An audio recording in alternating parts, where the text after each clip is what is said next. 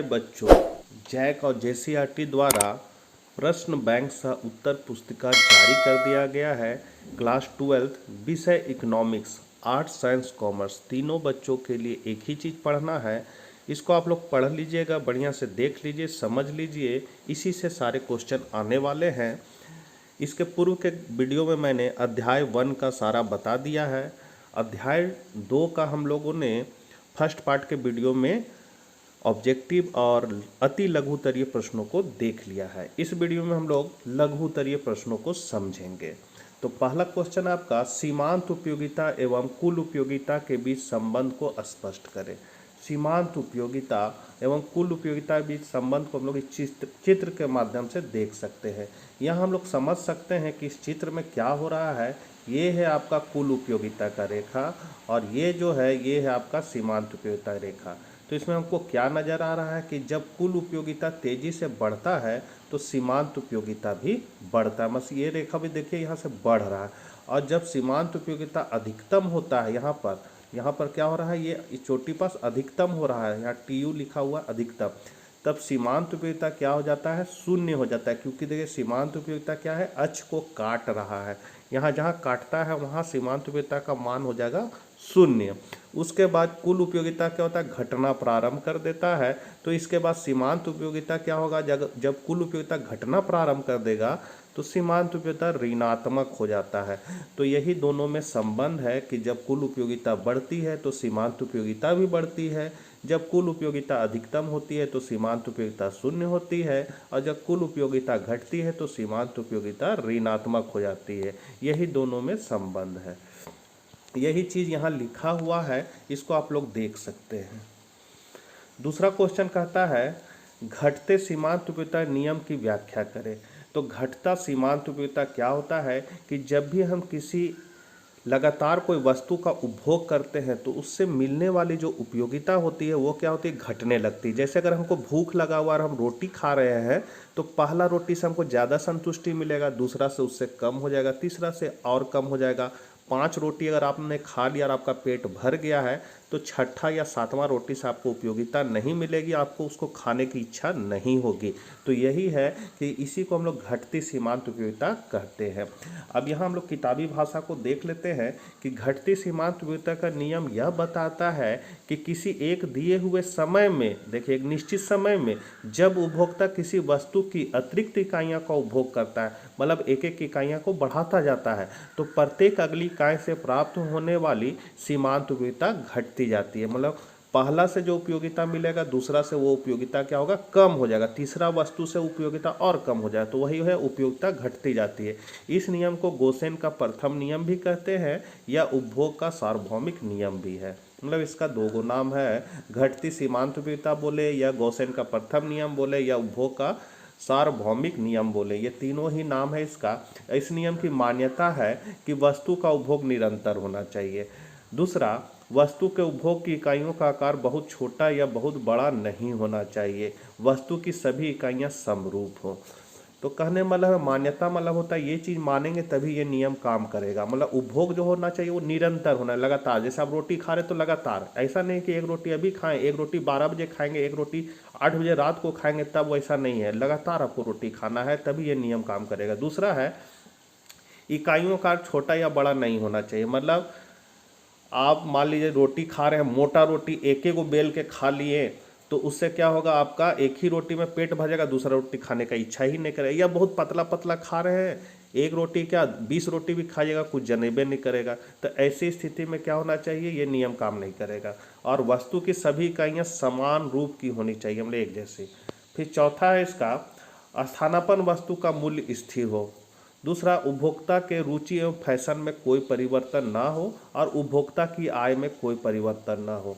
अब है निम्न का तालिका एवं रेखा चित्र द्वारा निरूपण। तो यहाँ हम लोग देख सकते हैं कि वस्तु की इकाई दिया है 7, सीमांत उपयोगिता दिया हुआ। जब पहला रोटी खाया तो उसको 50 उपयोगिता मिला, दूसरा पर उसको 40, तीसरा पर 30, 40, फिर पाँचवा पर 10 मिला, छठा पर 0 हो गया, सातवां पर -10 हो गया। इसका मतलब जैसे जैसे रोटी की संख्या बढ़ रही है उसके मिलने वाली सीमांत विविधता क्या हो रही है, क्रमशः घटती जा रही है। इसी को यदि हम लोग चित्र के माध्यम से देखेंगे तो यहाँ देख सकते हैं 1 पर 50, तो यहाँ अगर आप देना चाहते हैं तो यहाँ इधर आप सीमांत उपयोगिता को बता सकते हैं, मतलब जैसे यहाँ 10, यहाँ 20, यहाँ 30, यहाँ 40, यहाँ 50, और इधर आप वस्तु की इकाई को ले सकते हैं तो कितना 1 2 3 4 5 6 7 करके।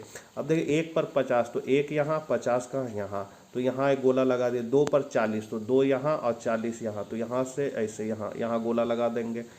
इसी तरह जब रेखा को हम लोग मिलाएंगे ना तो ये जो सीमांत विविधता दिखाया गया है ये हमको कुछ इस तरह प्राप्त हो जाएगा, ये इस तरह प्राप्त होगा। और देखिए छठा इकाई पर 0 है, इसका मतलब यहाँ पर जो है वहाँ इकाई 6 हो जाएगा। यहाँ पर क्या होगी, 6 इकाई होगी, जहाँ पर सीमांत विविधता 0 हो जाती है। उसके बाद यह क्या हो जाती है, ऋणात्मक, मतलब आज से नीचे आ जा रही है, मतलब ऋणात्मक हो जा रही है, जैसा कि यहाँ दिखाया गया है। तो इसका मतलब है कि लगातार जब हम कोई वस्तु का उपभोग करते हैं तो उससे मिलने वाली सीमांत विविधता क्या होती है, क्रमशः घटते रहती है और ऋणात्मक भी हो जाती है। अगला नियम है सम सीमांत विविधता नियम की व्याख्या करें। देखिए वो पहला जो पढ़े थे घटता हुआ सीमांत विविधता गोसेन का प्रथम नियम है, और सम सीमांत विविधता नियम को गोसेन का द्वितीय नियम कहा जाता है। यहाँ है सम सीमांत विविधता नियम के अनुसार जब एक उपभोक्ता एक से अधिक वस्तुओं का उपभोग करता है तो उसे पहली सीमित आय से अधिकतम संतुष्टि उस बिंदु पर प्राप्त होगी जहाँ वह अपनी आय को विभिन्न वस्तुओं पर इस प्रकार व्यय करे कि प्रत्येक वस्तु से प्राप्त सीमांत उपयोगिता एवं उनके कीमत का अनुपात आपस में बराबर हो जाए। कहने मतलब है कि उपभोक्ता अगर 5 रुपया खर्चा कर रहा है तो 5 रुपया के बराबर उसको उपयोगिता भी मिलने चाहिए। जितना वो पैसा खर्चा करेगा उतना ही उसके बराबर यदि उपयोगिता मिलेगा, उसका अनुपात अगर बराबर होगा तो वो क्या होगा, उपभोक्ता संतुष्ट होगा। यहाँ देखिए ऐसा साफ करा, इसे गोसेन का द्वितीय नियम भी कहा जाता है। जो सम सीमांत उपयोगिता नियम क्या है उसको हम लोग गोसेन का द्वितीय नियम कहते हैं, और घटता हुआ सीमांत उपयोगिता हम लोग को गोसेन का प्रथम नियम कहते हैं। इसको ध्यान में रखिएगा। अतः कुल संतुष्टि अधिकतम होगी यदि प्रत्येक वस्तु से प्राप्त सीमांत उपयोगिता एवं उसके कीमत का अनुपात एक दूसरे के बराबर हो। मतलब यदि x वस्तु का उपभोग कर रहा है तो उसकी सीमांत विविधता क्या होगी, MUX, और उसका मूल्य का अनुपात क्या होगा, PX। तो ये हुआ वस्तु और उसका मूल्य का अनुपात। दूसरा वस्तु क्या है, y वस्तु, तो y वस्तु का सीमांत उपयोगिता को लिखेंगे MUY, मतलब सीमांत उपयोगिता y वस्तु की, और PY हो जाएगा y वस्तु का क्रय मूल्य। तो दोनों के बीच क्या हुआ, देखिए यहाँ बराबर है, मतलब दोनों वस्तु से मिलने वाली सीमांत विविधता क्या हो रही है, बराबर हो रही है। तो उपभोक्ता क्या होगा, संतुलन में होगा इसी स्थिति में।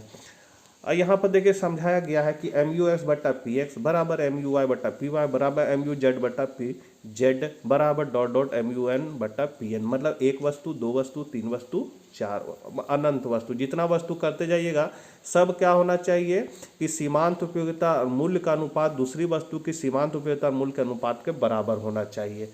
अब यहाँ एक उदाहरण दिया गया, देखिए माना कि x वस्तु की प्रति इकाई कीमत कितना है, 2 रुपया है। माना कि y वस्तु की प्रति इकाई कीमत 3 रुपया है और z वस्तु की प्रति इकाई कीमत 4 रुपया है, और उपभोक्ता का पैसा कितना है, तो 25 रुपया है। तो यहाँ पर हम लोग देख सकते हैं वस्तु की इकाई उपभोग कर रहा है 5 इकाई।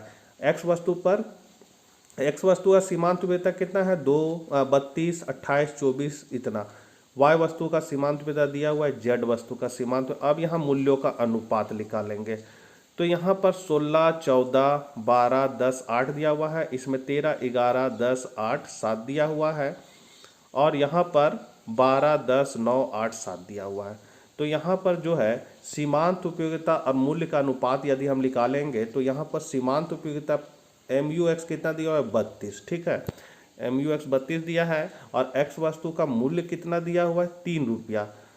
तो यहाँ पर ये MUX आपका हो गया 32, MUX 32, और x वस्तु का कीमत कितना है, 2 रुपया।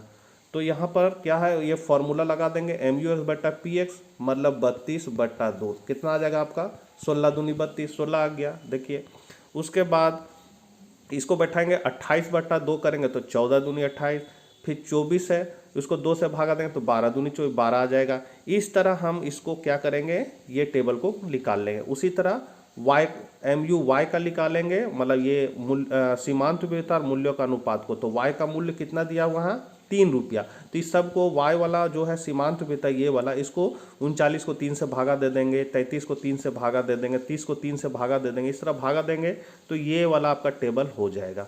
उसके बाद जेड वस्तु का निकालेंगे सीमांत उपयोगिता। तो जेड वस्तु का मूल्य को देख लेना है कितना है, 4 रुपये। ये आप कुछ भी मान सकते हैं अपने हिसाब से। तो 4 से क्या करना है, इसको भागा लगा देना है, तो ये आ जाएगा। अब देखना है कि समान उपयोगिता कहाँ बराबर हो। तो यहाँ देख रहे हैं 10 मिल रहा है, यहाँ भी 10 और यहाँ 10, ये तीनों में 10 मिल रहा है। तो उपभोक्ता संतुलन कैसे निकालेंगे, तो यहाँ लिखा हुआ है कि स्पष्ट है कि जब उपभोक्ता x की 4 इकाइयों, मतलब x कौन है, ये है आपका x वस्तु का, तो इसका है कहाँ पर 10 आ रहा है, तो चौथा इकाई पर। यहाँ देख सकते हैं ये चौथा जो इकाई है यहाँ पर आपका 10 आ रहा है। फिर है y की 3 इकाई, y है यहाँ, ये y वस्तु का, तो यहाँ पर देखिए ये तीसरा इकाई में आ रहा है 10, और z का आ रहा है दूसरा इकाई में। तथा z की 2 इकाई का उपभोग करेगा तो उसे अपनी आय का 25 रुपया से अधिकतम संतुष्टि मिलेगा। मतलब जो 25 रुपया है वो x पर भी खर्चा करेगा, x का कितना इकाई खरीदेगा, तो 4 इकाई, y का है सो 3 इकाई खरीदेगा, और z का 2 इकाई खरीदेगा तो उसको अधिकतम संतुष्टि मिलेगी। अब यहाँ पर कुल उपयोगिता कैसे निकालें, तो कुल उपयोगिता फॉर्मूला होता है कुल उपयोगिता बराबर सिग्मा MU, मतलब सीमांत उपयोगिता जोड़ते जाएंगे तो हमको कुल उपयोगिता ज्ञात होता है।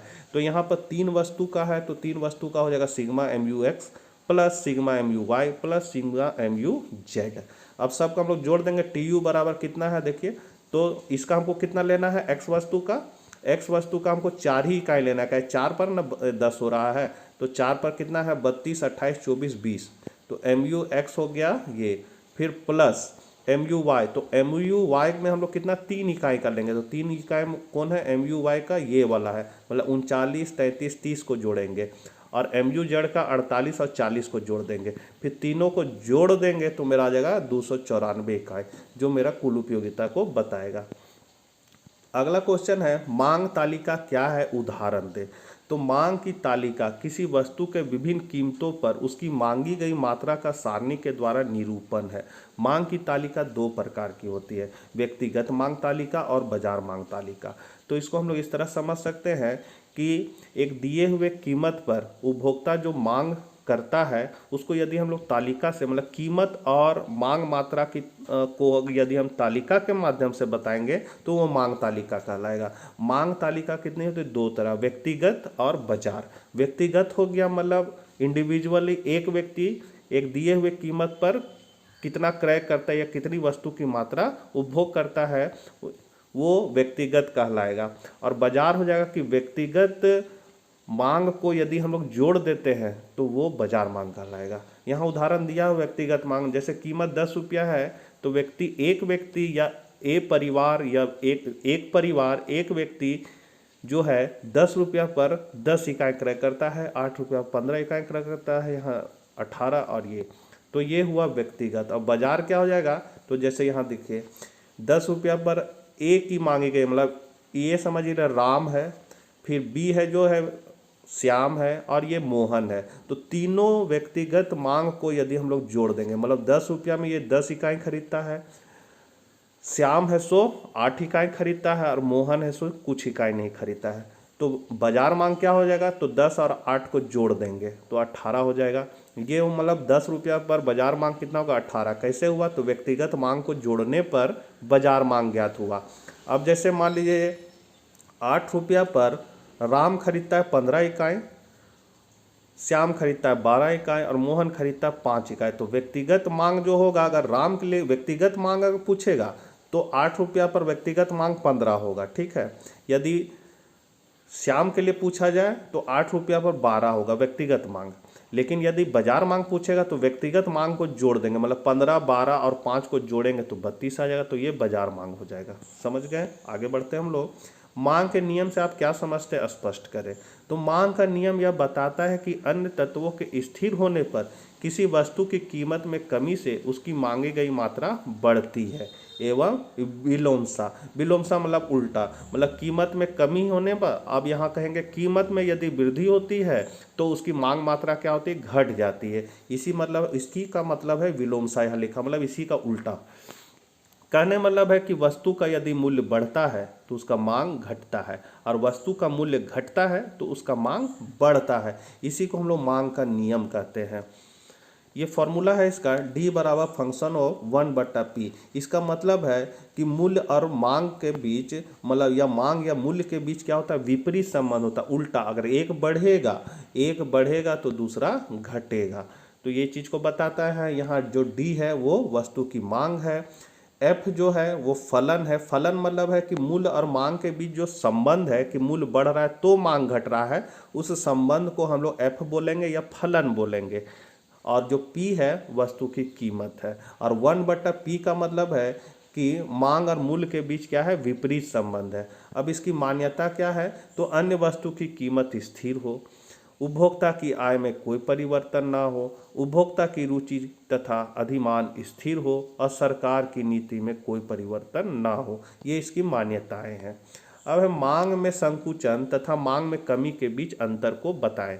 तो संकुचन और कमी क्या होता है, एक होता है मांग में वृद्धि, एक होता है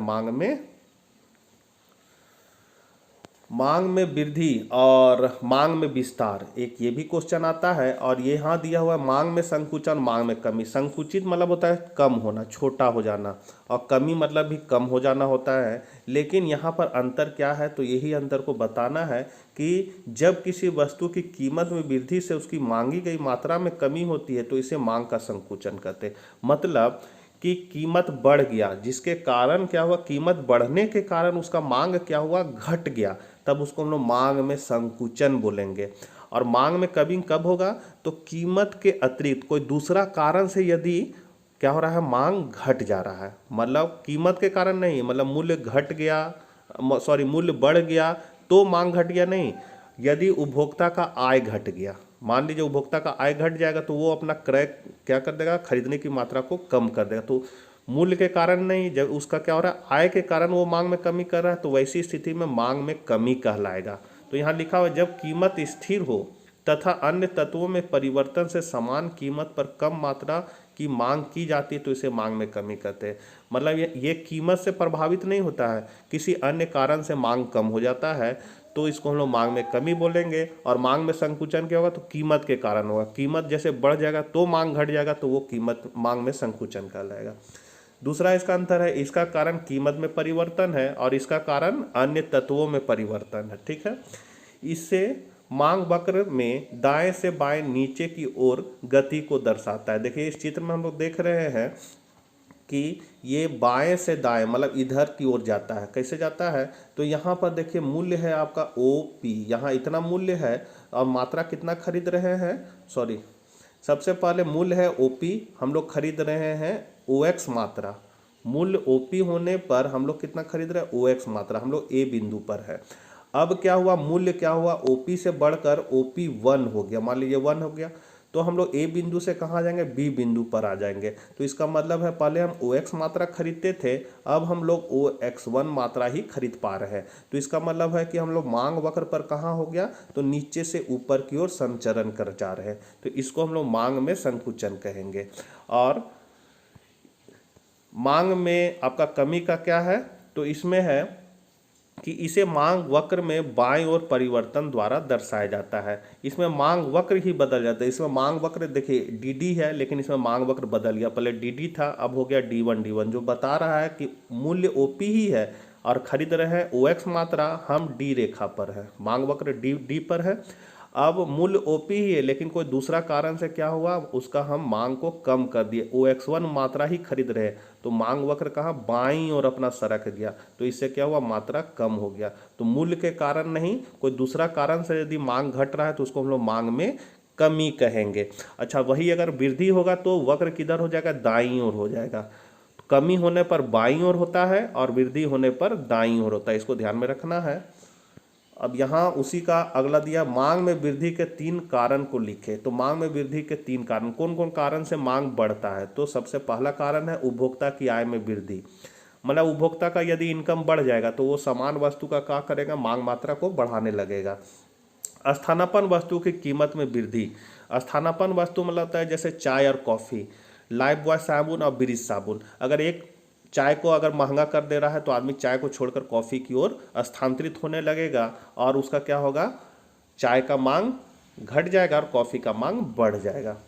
फिर है पूरक वस्तु की कीमत में कमी होने पर वह समान कीमत पर वस्तु की अधिक मांग करेगा।